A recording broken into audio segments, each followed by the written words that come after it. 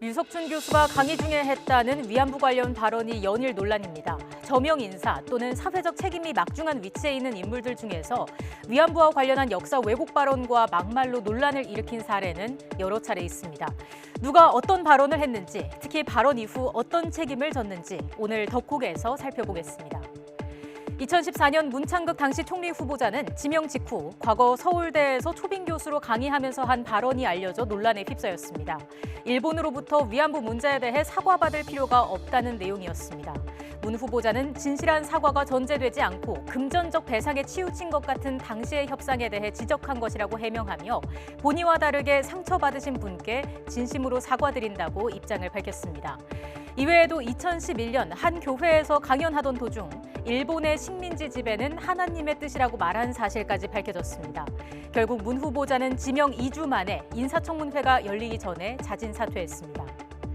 2017년 국립대 교수의 강의 중 발언도 공분을 일으켰습니다. 송대엽 당시 순천대 교수는 위안부 할머니들에 대해 언급하며 무슨 일을 하는지 알면서 따라간 것이다. 끼가 있어 따라다닌 것이라는 등의 막말을 했습니다. 당사자와 대학 측의 사과가 나왔지만 비난 여론은 누그러지지 않았습니다. 결국 순천대는 송 교수를 파면했고 시민단체의 고발을 통해 송 교수는 징역 6개월의 실형을 선고받았습니다. 친일 비판을 감정적 종족주의로 규정하는 책 반일 종족주의가 출간된 뒤 류석춘 교수처럼 이 책을 근거로 논란을 일으킨 경우가 잇따르고 있습니다. 지난 7월 부산대 사회과학대 학장이기도 한 이철순 교수는 반일 종족주의 북콘서트에 참석해 일본군의 위안부 강제동원이 과장됐다는 취지로 발언했습니다. 피해 할머니들의 증언이 질문자의 유도에 따라 과장, 왜곡됐을 가능성도 언급했습니다. 피해자들을 돕고 있는 단체를 탈레반에 비유하기도 했습니다. 부산대는 징계에 소극적인 입장입니다. 지난달 26일 정상혁 충북 보훈군수의 발언에 대해서도 비판이 거셌습니다.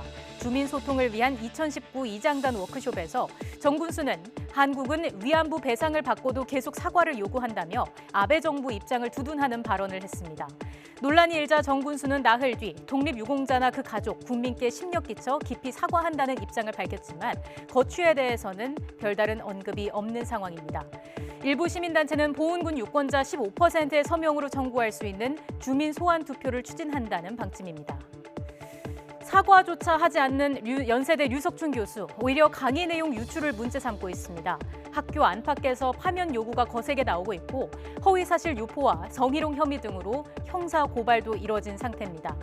이번 사안은 사회적으로 용인되는 선이 어디까지인지 확인하는 계기가 될 수 있기 때문에 학교가 어떤 판단을 내릴지 송대엽 전 순천대 교수처럼 사법 처리로 이어질지 관심이 높습니다.